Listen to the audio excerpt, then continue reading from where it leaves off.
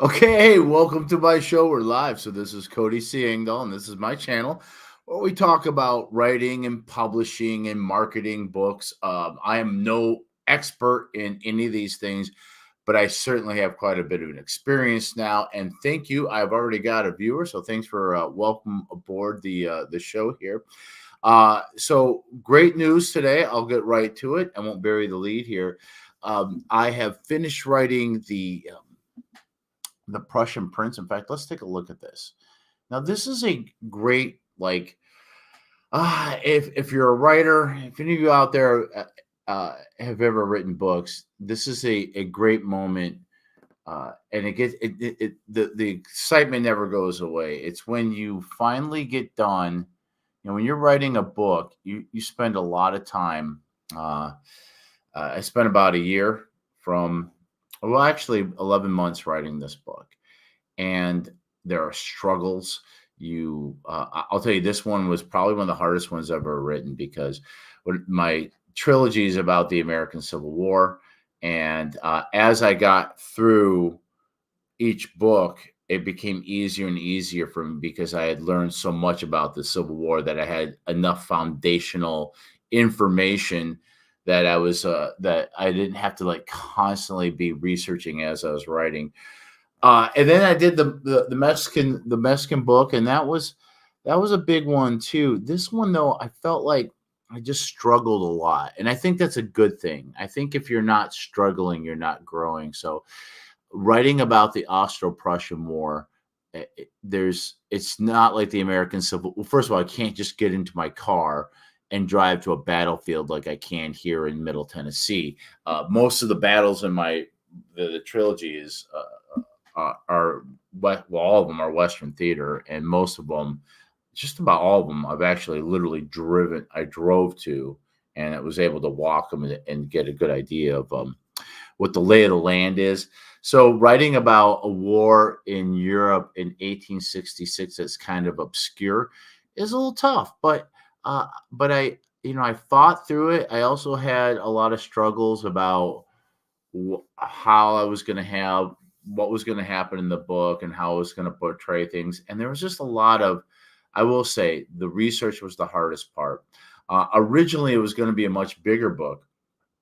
One of the last two books, Blood for Blood was 119,000 words, and Mexico My Love was 124,000. Once you get past the whole cock measuring contest of like, who wrote the bigger book, uh, I think that commercially and artistically, I think an 80,000 word book actually works a lot better. I know as a reader, I think I appreciate a book that doesn't drag on too much. Not that my other ones do; they needed to be that long. So when I first started writing The Prussian Prince, it was going to be the original idea was it was going to be a book that took place in the Franco-Prussian War, but that uh, I, the problem was because I was like, okay, what happens after the American Civil War that I can kind of continue the story and still have an adventure. Well, the Franco-Prussian War, I think, it starts in 1870 and it ends in 1871. Well, the American Civil War ends in 1865, so there was like a 5-year gap there, and there are things that happen that the main character isn't aware of. I don't want to spoil anything. And so a lot of what the drama is because of presumptions that he has as he goes through this adventure that may or may not be true. And I couldn't have that presumption and that misunderstanding last for 5 years. It just wouldn't make any sense. And so then I thought, well, okay, we can do a two-parter, and because I had multiple things I wanted to happen. I had a whole bunch of things, including bringing in characters from previous books and all that kind of stuff. And I realized at some point that I really had two books. I really that if I was going to do if I was going to have a book that was going to uh, have an adventure that's in the Austro-Prussian War and then move into the Franco-Prussian, it'd be a two-part book. But I was already like very deep into I was already like still had a lot more to talk about the Austro-Prussian War, and was 50,000 words into the book, and I thought, this, instead of trying to rush this and then get the other part in and get it in around 120,000 words, because trust me, like the longer the book, the more expensive it is to print, and that drives up the cost. And of course, the more expensive the book is, that starts affecting sales. And so I realized that it's better, like, marketing wise, to keep your books kind of tight around 80,000. I think 80,000 is the perfect wheelhouse here. Um, to keep it nice and tight, and then maybe put out more books. So like I could probably make more sales by having the original idea that was going to be one big book into two books that are around 80,000 words. So that's what we did. I finished the Prussian Prince. What was it? I think last Wednesday was it? I can't remember. I did do well. Let's take a look. This is my announcement done 4 days ago. So what day would that have been? Why do they have to make me do math? I mean, seriously, math? Come on, man. Let's see. One, two, three. Yeah, last Wednesday. Yep, because I even marked it on my calendar. And so I put this out. So if you follow me on Facebook, you probably would have seen this. So here's what happens next. I am going to go through my editing process, and I'll tell you what that is. And then when that's done, I hand it over to my editors, my editing team, which consists of my girlfriend, who, by the way, has got a master's in a master's degree from Vanderbilt University in lab management. She's a scientist, and she's also is attributed. She's got 40 scientific publications. So she's no dummy, and not only is she no dummy, but she's also got.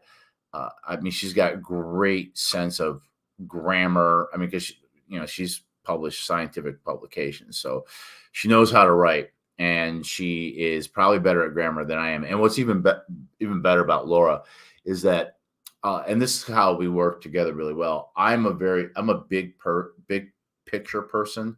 I see the woods, but I get confused in the trees. She's the exact opposite. She is a detail focused person that sometimes doesn't have the ability to step back and see the big picture like I can. So this is how we help each other, because I can help her with that, and she helps me with the details. So Laura, once I'm done with my editing process, and I'll explain to you what I'm going to be doing, Laura will take it and she'll print the whole thing up, and she will take a red pen to it, and she'll read, and she'll catch all those little tiny things. And she's constantly catching things. Even when I post on Facebook and I make typos and I don't see it, she'll send me a text and she's like, you have typos in your post. Go check it out. And I'm like, holy cow, how come I didn't see that? So she'll take a red pen to it. And once she does, I'll get that back, and I'll physically go through those pages and make all the changes. And then once I do that, I'll send it to my mother, who's also a writer. She's been a commercial producer most of my life, worked in television most of my life. And she's got aspirations for writing a novel. She's still kind of trying to get herself started, and I hope she does. In fact, her idea for a novel sounds great. And so once she gets done, and probably around that time is when we'll do the pre-order. But once she gets done, then I'll get that back. I'll make all the changes. We'll do the final kind of look over, and then we're going to launch. I believe that the launch date is going to be February 4th. Now, don't hold me to that, but I think I can do that. It might even be sooner, but I think February 4th. And Amazon, who's my publisher, they have a great feature now that I can actually have it the print version published on a particular date. Because before, what happens is that when you finally submit your final manuscript, you have to wait for them to approve it, and then once they approve it, then it goes live, and then that becomes your date. And when I published The Perils of Perryville, I tried to hit my birthday, which was February 4th.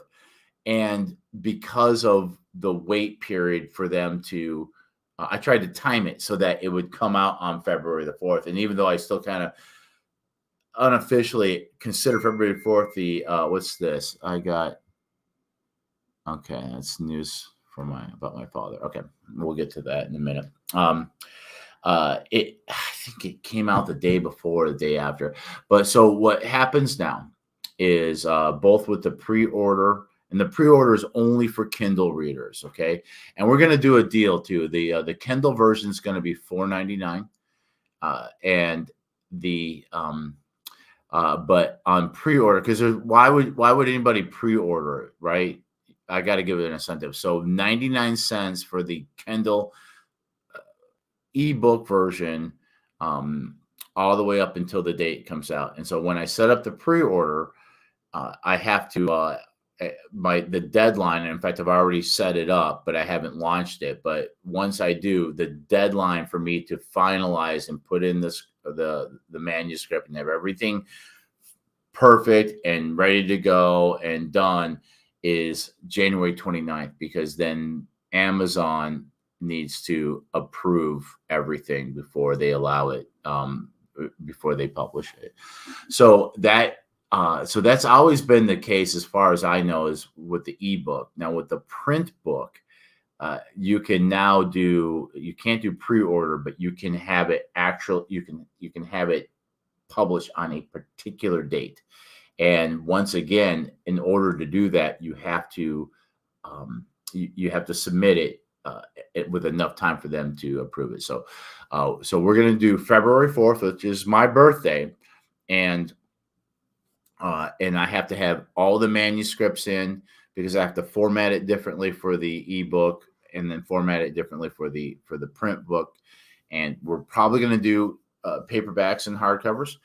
And what else I was going to say? Yeah, and I've already kind of uploaded a dummy version of the rough draft, and it looks like it's going to be a little over 300 pages.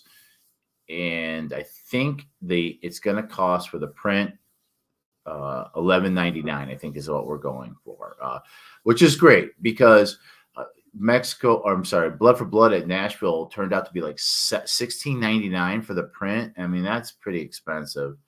And I feel bad. They've been selling, especially in the UK. And then, and if I would have formatted it differently, we probably could have got the cost down. Mexico, My Love was going to be like it was going to be like $19.99 for the paperback. And I said, I can't do that. I can't ask people that much money for a book.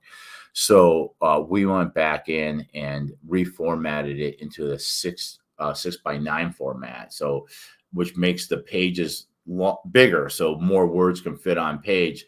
So it went from being 500 pages to like 340 pages, but that was just a trick. That's why I say never, when people say, like, how long is your book? How many pages is it? That's a really bad measure, because the word count per page can vary greatly from book to book. It just depends on how it's formatted, what kind of font they're using, what font size, all that kind of stuff. So it's really what you want it to talk about is word count, because Mexico, My Love, perfect example. At one size, it was 500 pages. At another size, it's 340 pages. Same book. It's just how it's formatted. So that is the plan. I think what I'm going to do is, okay, so first of all, why my birthday other than my own vanity? Well, the birthday is because I get, when it's your birthday, you get, Facebook tells people that. And so I get the most, and I usually open up my page. And the reason why I don't have my Facebook page, the reason why I don't, or my profile, the reason why I have it locked is because I have people that will use it to, they'll spam it, or they'll put, I have a friend that will put like disgusting things that I can't have as like part of the public image. So I have to keep it where I have to, where people can't just post things on my Facebook page, but on my birthday, I open it up because I like to see the happy birthdays I get. I spend all year. I wish everybody happy birthday every day. And so my reasoning is that this is the most exposure I'll get all year round because I usually get about 300 or more people wishing me a happy birthday. So what I'll do is, and I'm always and let me just tell you this right now, my friends. Well, if you're watching this or you're on my Facebook, we are friends. And I'll tell you right now that I would never require any of my friends or family to read or buy my books. I'm happy that you do, and I will encourage you or help you if you're like asking me how to do it. But it's never a requirement because I don't want people doing that to me because I just, I'm backlogged with reading. I was like, hey, will you read my book? Well, yeah, when I get done reading these other, 200 books that I have lined up that I need to read. But anyway, what I'm saying is I'm not going to be like, when people say happy birthday, Cody, I'm going to say, thank you. Here's the link to my book. Go read it. But I'm just thinking that I'll get a lot of traffic and I can use that traffic to maybe remind some of the people who are excited, who are, plan to read the Prussian Prince. That's the plan for that.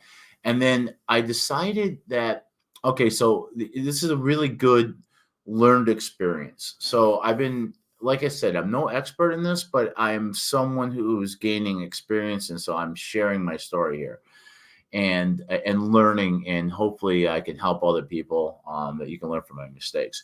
So when we put out Mexico, My Love, I was like, okay, well, what would be a good time? I mean, first of all, you get your book done, put it out. That's the end of story. I mean, you really, myself included, strategic releases. That's what like the big commercial publishers do with the big famous authors. And that may or may not have some kind of benefit. But the truth is, if you got a book done and it's ready to go, put it out there, start writing the next one. And just so you know, you write a book and you publish it. That's not, whether you publish it independent or commercially, that's not the end of the road. You need to spend a lot of time marketing it, and then you need to start writing the next one, because what you need is to build up a library so you have enough products out there to keep constant, flow of money coming in, because you have multiple books. You don't just write one book and then you're a millionaire. It's like buying a lottery ticket doing that. So last time when I put out Mexico, My Love, how did I do that? Yeah, we launched, let's see. That's right. It came out the day after Thanksgiving because I got the manuscript done in time that we could do a fall launch. And I said, okay, well, let's do the day after Thanksgiving because that's the beginning of the Christmas holiday season. And maybe I'll get some holiday money and we'll put some money behind the advertising. So here's what happened with that. Very interesting. So I did a pre-sale, I think about a month out. I did a pre-sale and I did better than Blood for Blood. So Blood for Blood, I did a pre-sale. I got a trickle. For Mexico, My Love, I got a little bit more because I have a larger readership now, because every time I put out a book, more and more people have now come in and read Rampage on the River and read their way through the series. So the initial, the pre-sales, of course, I got all those the day it went out, and then, or the pre-orders, and then all my friends and family and readers who have been waiting for the next book came out, bought it up, and I had a nice big best launch ever the first couple of days. And then the bottom dropped out, absolutely dropped out. It just went flatlined for a couple of weeks. I mean, there was like a trickle, but not a whole lot. And the thing that I learned, and I read an article about this, is that unless you're like Stephen King or J.K. Rowling's, people are typically not buying other people books for Christmas. There is some of that, and I've had people even buy them directly from me as Christmas presents or birthday presents or even anniversary presents. But it's really not a Christmas present thing. And so most of your sales are going to come from people buying the book for themselves, and people are not buying books for themselves in the holiday season for multiple reasons. One, they're spending all their money buying gifts and all that, so they're not buying things for themselves. And two, um, oh yeah, because they're busy. The year's ending. There's financial things that got to get done. There's all the parties and the buying the presents and all the things they got to do. So they'll put that off. And so what happened with Mexico, My Love, is we had the initial hit of the people that bought it right away, and we had the pre-orders, and then the bottom fell out. But then, right after Christmas, all these people started getting their gift certificates from Amazon, and then my sales went through the roof. I mean, like, unbelievable. The best year I ever had. This year right now, if it ended right now, I have already tripled my royalty income from 2021 or 2022. Yeah. So from what is it? 2023? Yeah, I'm lost in time. 2023. Yeah. So I've tripled my royalties. And starting with January all the way through July, really strong sales, and not just Mexico, My Love, but the whole catalog. Now, some of that comes from I started advertising on Meta, which is Facebook and Instagram, and like for every dollar I was putting into that, I was getting like 4 back. It was beautiful, but then that started waning, and right after July, then that kind of flattened out, and now I'm still making pretty good sales. But it's kind of go back to the doldrums and not that big, like 6-month high sales I got from the Mexico I Love. So that was a nice push. So we'll see if that happens now. So the end story is, I don't think the holiday season is a good time to launch a book unless it's holiday specific. And if it is, you want to get that out before Halloween because you want to get a running start. Hey, thanks, Brian. Let's see if I can do this. I can. Yeah. So Brian Riley says, "Congrats on a great year." Yeah, and I hope the next one is just as good. We'll see. So so that is my advice. It doesn't mean don't put your book out, but don't expect a lot of sales. And I've heard from other authors, even I've heard on the podcast, the Sell More Books podcast, that all authors' sales start slumping right around now, and they'll pick up in January. So if you're an author and you're looking at your sales right now and you're worried, don't worry, because things will get better. So what does that mean for the Prussian Prince? Well, I decided that doing pre-orders during the Christmas shopping season would just be ridiculous, because not only are people not buying books for themselves, or not a lot of people are, but also they're not going to pre-order something either.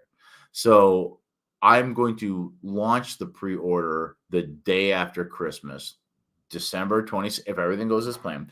December 26th, we will be selling it's just for Kindle only. I can't do pre-orders with the paperback, but we will be doing 99 cents on that. And then I believe when it comes out, it'll be $4.99. And the way we do the prices on the Kindle books is the $2.99, like the first two are $2.99. And I think I had Blood for Blood for $4.99, but then when Mexico My Love came out, we dropped Blood for Blood to $3.99, and Mexico My Love was $4.99. And then I think what I'll probably do, I'll probably leave those because those are big books, so I might leave Blood for Blood at $3.99 and move Mexico My Love to $3.99 as well. And then the Prussian Prince will be $4.99. And then when the next book comes out, I'll drop the price of the Prussian Prince. And so kind of I always have like cascading books. So like the latest one is $4.99. The one before that is $3.99, and then eventually they get down to $2.99 as they get into my back catalog. And the reason to do that is, especially like book one, is because book one is the entry one. So I want the compulsion buy to be really easy for people. Like, oh, $2.99, bam. And $2.99 is the most I can sell it for, to make the maximum benefit and the marketing benefits that I get from Amazon. So that will stay $2.99, although I am able to run 99-cent deals on that every 90 months when my Amazon contract. I have a separate contract for every book, and that renews 90 days. So I can take it out. I have an opportunity to take my book out of that contract if I want to go wide, like if I want to sell it on other platforms. But there's really no reason for it because Amazon's got 90% of the market. And so it just doesn't really make sense to try to spread it to other things when I get so much more marketing benefits from being exclusive with Amazon. Amazon doesn't mind that I do direct sales. So I can do that all I want. In fact, that's what I was doing this weekend. And we'll get into that in a minute. But direct sales is a lot of work. And I don't want to be a retailer. I do it because I feel like I have to. And I do like it. I do like going to shows like I did this weekend and meeting people and signing books, and that's a lot of fun. But Amazon can sell books far more than I can myself. I mean, I was looking at like my overall career with Amazon, and I've sold books all over the world. I've sold books in India, in Japan, in Brazil, in Poland. I sold a copy of Rampage on the River in Italy. Not always, but there are some months where my royalties are higher in the UK than they are here in the US. So let's take a look here. We'll move on to that's the plan with that. Here's the book there. So this weekend I did that was all right. This whole week is kind of like super Civil War, Middle Tennessee week because a lot of events happened. So this was last Sunday, and this is why I think I was late with my. Oh no, I remember I was live after this, I believe. This was the March of Reconciliation in Franklin. So on November the 30th was a very bloody battle, and every year we have sons of Union veterans like me, and sons of Confederate veterans like my friend here, Doug, and his dog Snoopy. And the two camps start at different places, basically where the two armies started from, and then we both marched to the point where basically the epicenter of the battle happened, and we shake hands. This year we laid a wreath together. It's a great thing, and I'll tell you, a lot of these guys have ancestors in both sides because most of them are Tennesseans. And Tennessee, yeah, we think of it as a Confederate state, but Tennessee was recaptured by the Union very early in the war in 1862 and occupied. So there were a lot of Tennesseans that joined the Federal Army, and in fact, 80,000 did. So even though Tennessee was a Confederate state, 80,000 volunteers fought for Union. So you got a lot of guys that have ancestors on both sides and belong to both organizations. They're both sons of Union veterans and sons of Confederate veterans. So that was now when we do this march, it's always the Sunday before the actual anniversary, unless the anniversary falls on the weekend, and then we do it then. So I did that on last Sunday, and then I don't know if I have pictures, but then we did, and there's some more of that. That's me with the Federals before we marched. Okay, I think I'm going the wrong direction here. Let's see if I can get this figured out here. Okay.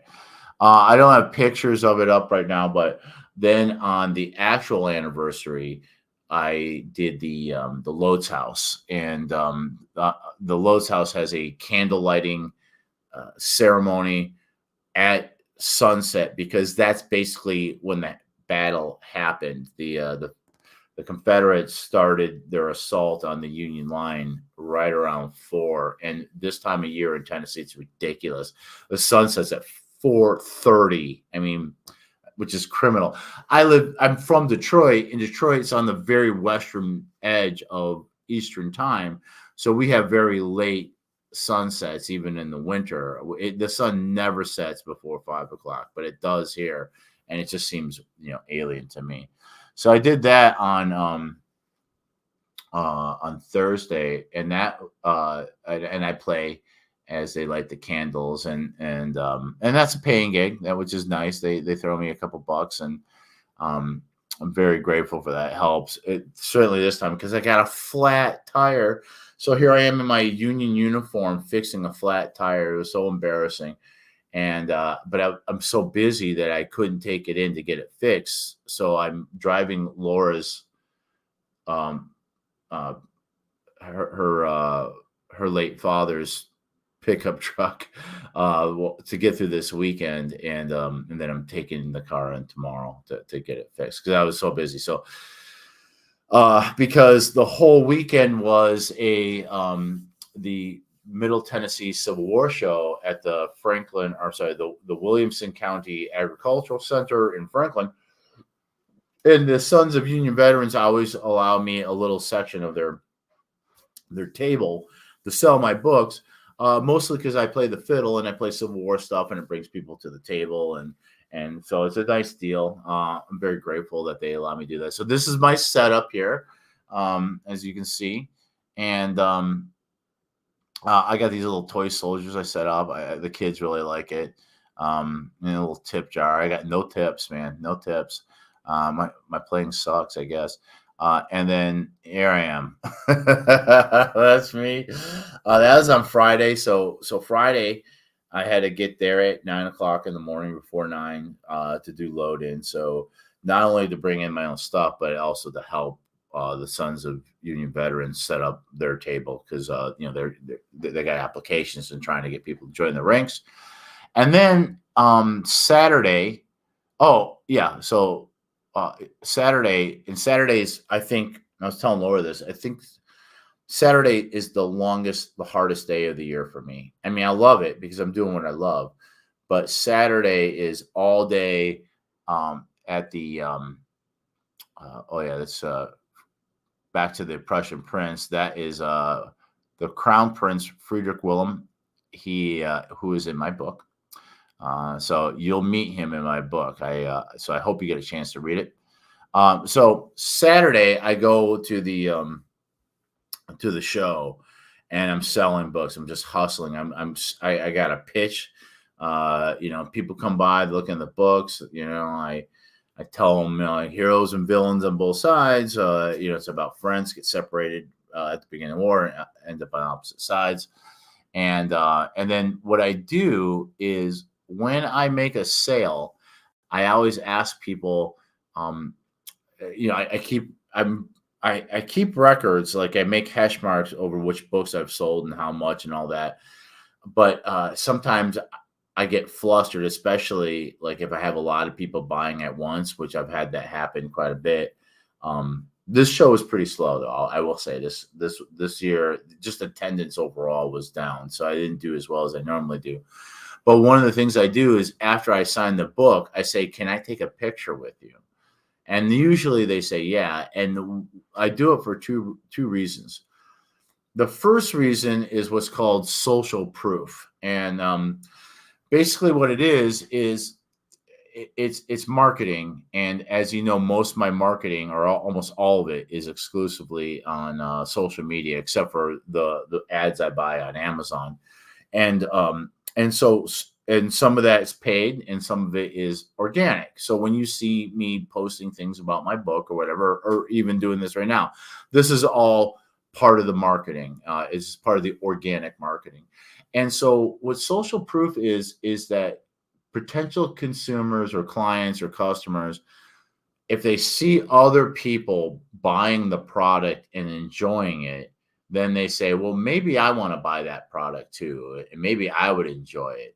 And so when I do an event, you'll see this all day long. I will post pictures of me with somebody who just bought my book, and it's I'm proving to my society, the socials, that people actually do buy my book. So maybe somebody might say, you know, he sells quite a bit of those. I think I might buy one too. So that's why I do it. So on Saturday, I spent all day doing this. Uh,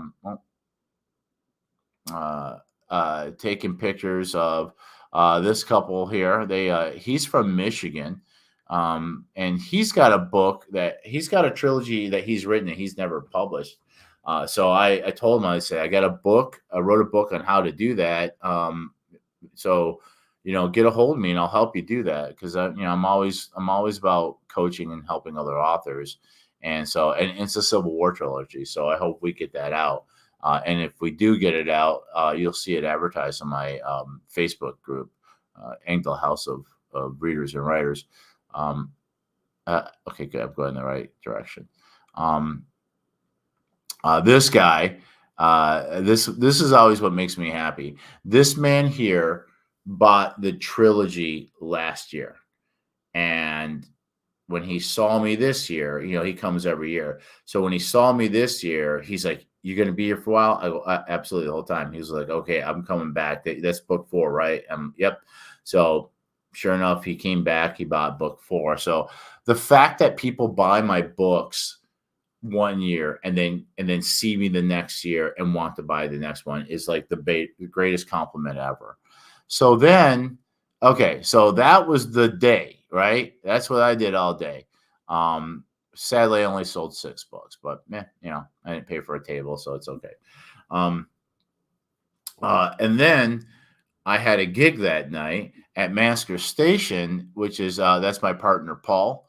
He Masker Station is like a 18th century. So I know people are smart enough for this, but sometimes people get confused. You say 18th century and they think it's the 1800s.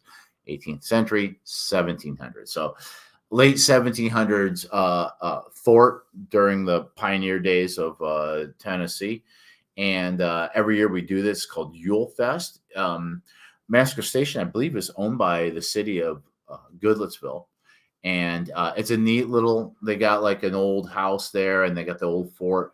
And Yule Fest, they serve hot chocolate and cookies, and they bring several musical acts. They're all like acoustic. They had a couple guys playing bluegrass in one cabin. Paul and I were in another cabin. We played straight up Christmas tunes, but we play them old timey. So it's with a Fralin clawhammer style banjo and fiddle.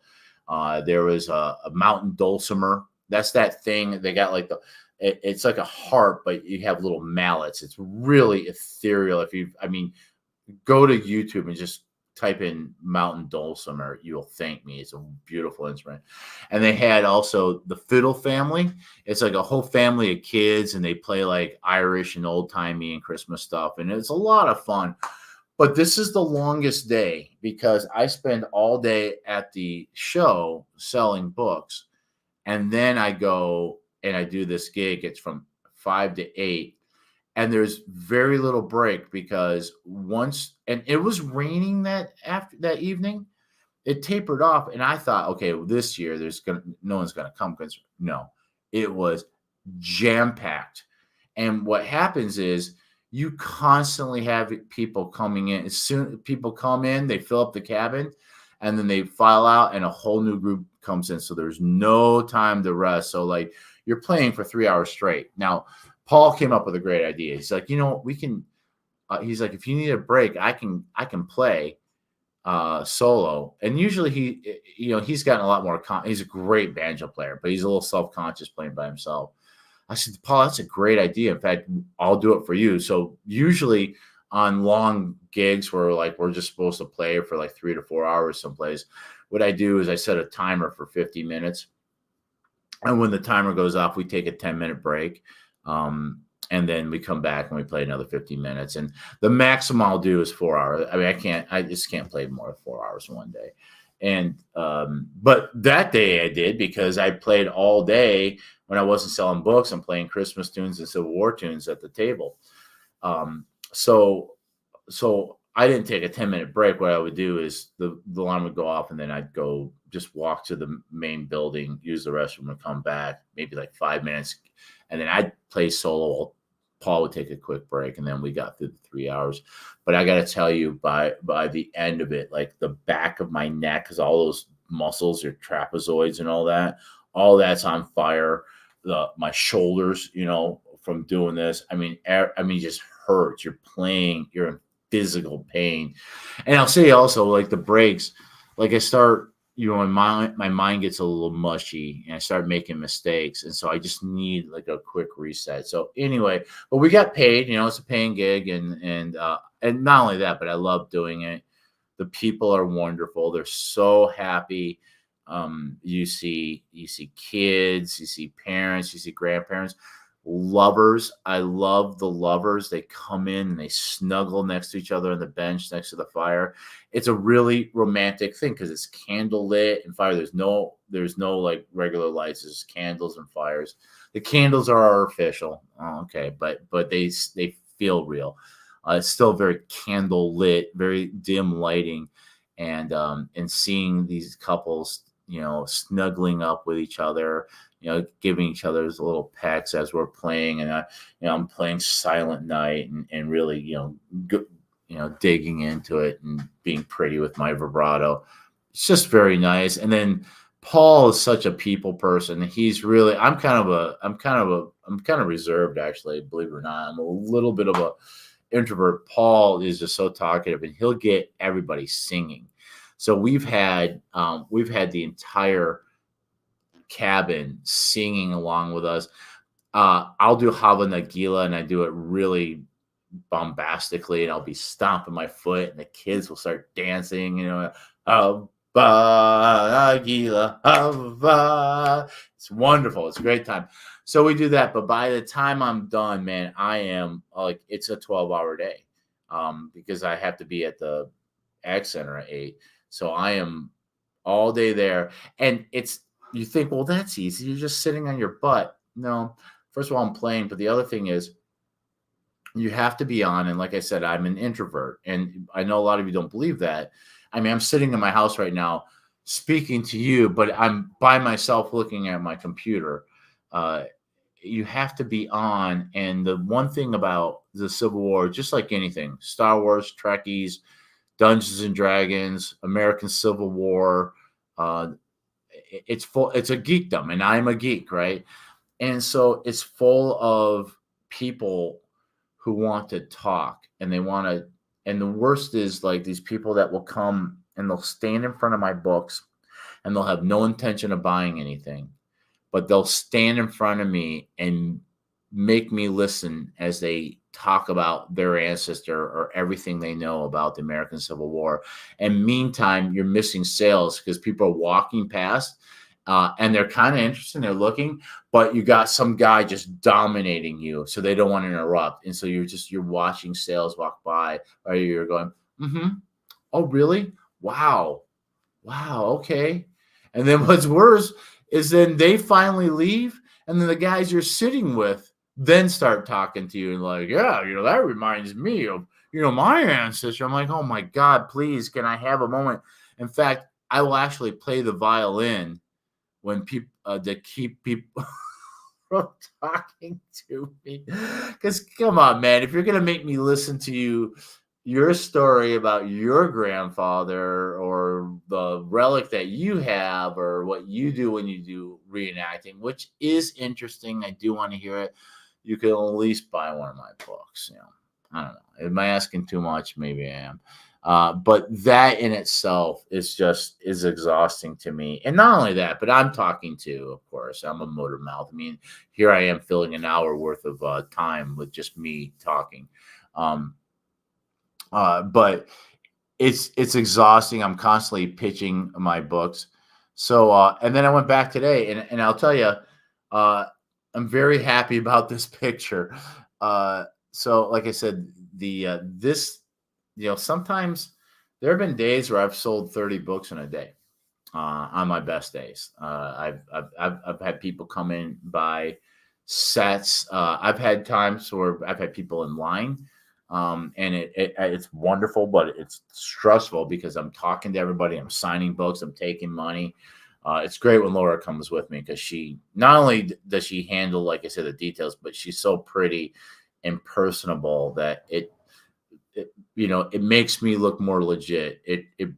And they like it. They say, "Oh, look how nice this is. He's got this, beautiful girlfriend, and she's, so sweet." But also she talks to people and kind of takes that load off of me a little bit. So anyway, long story short, so this year, all day yesterday, guys were saying, "Yeah, there's not a lot of people here," and we had a decent crowd, but it's not like what it's been before. So I'm attributing the low sales to that. Only 6 books went out yesterday. Um, Today I sat there all day long listening to people telling me about their ancestor or their reenactment experience or whatever. And playing the fiddle. And this woman comes up and she's got a picture, she's got a frame, and it's got like Nathan Bedford Forrest in it and rebel flags and she comes up because this is the Sons of Union Veterans. She comes up and she says, "I could teach you Yankees a thing or two about history." And I'm like, "Oh yeah," and I mean she's kind of coming over to, like, I don't know, put us in our place. And we just got started talking, and I said, I showed her my books, and I went into my spiel. I said, um, although the the historical, like the historical characters and the battles are all real. My characters are interwoven into the real history. The historical note explains all the history. You need a handler like Snow. Yeah, Brian. Riley says you need a handler like Snowbird, which was the mascot for Channel 4. Like big penguin. Yeah, that's Laura. She just won't wear the suit. That's the only problem. And I said they're novels, but the historical parts are true, and that and she just started pulling out money. She started pulling out money, and I go, "Oh, you're gonna buy one?" She goes, "Yeah, I'm gonna buy all 4 of them. Will you sign them?" I'm like, "Heck, okay, I gotta tell you, the important part. I spent all day. It's like the last half hour, and we're getting ready to pack up, and this woman comes." And first to come to put us in our place for being Yankees, and then she buys the entire series, all 4 books, um, in cash. And so I always say if I make at least one sale, it's a win. And if I sell 1 book, it's a win. I sold 4, so altogether I sold 10 books at the thing. Not a great showing, I've done better. I've had better shows, but I'm grateful for every single book I sold. And when those physical books go out, they might get lent to other people, and and the people who borrow them might like the series and come back and buy the Prussian Prince when that comes out. So hang on one second. I got chicken in the oven. I just got to take it out of the oven, and then we're going to wrap up. So don't go anywhere. I'm just pulling my chicken. That sounds like a euphemism, doesn't it? Out of the oven. And let's see. Turn it off. I'm going to put this back in. Doesn't look quite done. We'll finish up our talk here. So yeah, I'm very grateful. This is Dr. Faye Gannon. I asked her what she was a doctor in, and she said she was retired. So I'm not quite sure, but very nice lady. Took the picture together, and I'm very thankful for it. So I will call it a victory there. Okay, so what is what's coming up?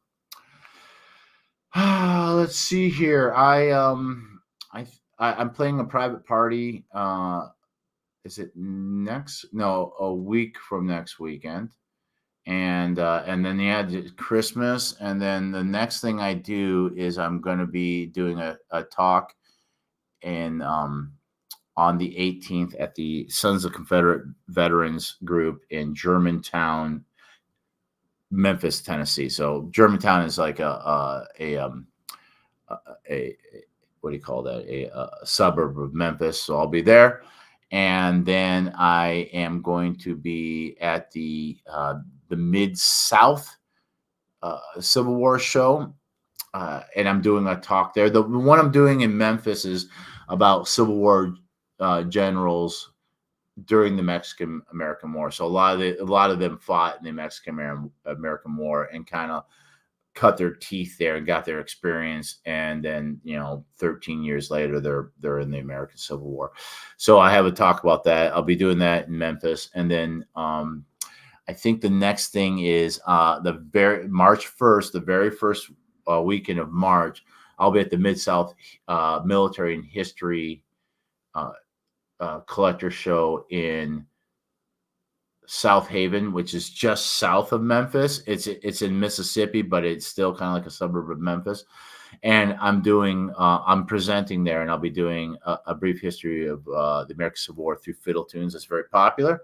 And then I got invited. I got booked. I think it's in June or July, and it's on a weekend. I will be doing a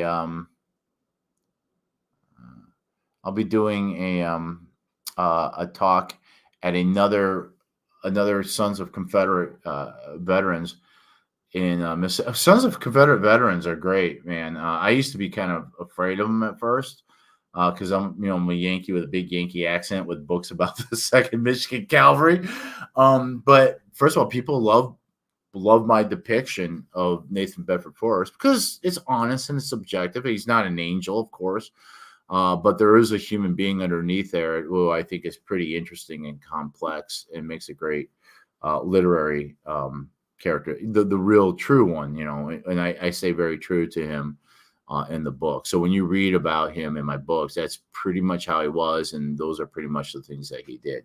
But they're always, I think they go out of their way because they know they got a Yankee to show that Southern hospitality, and they always are engaged with the talk. They always buy the books, and man, I love them. They're always great. Sometimes they take me out to dinner and pay for my hotel, so it's a good thing. So let's see. Brian Riley says we are all waiting for a recipe book from the Civil War era. Well, you know what?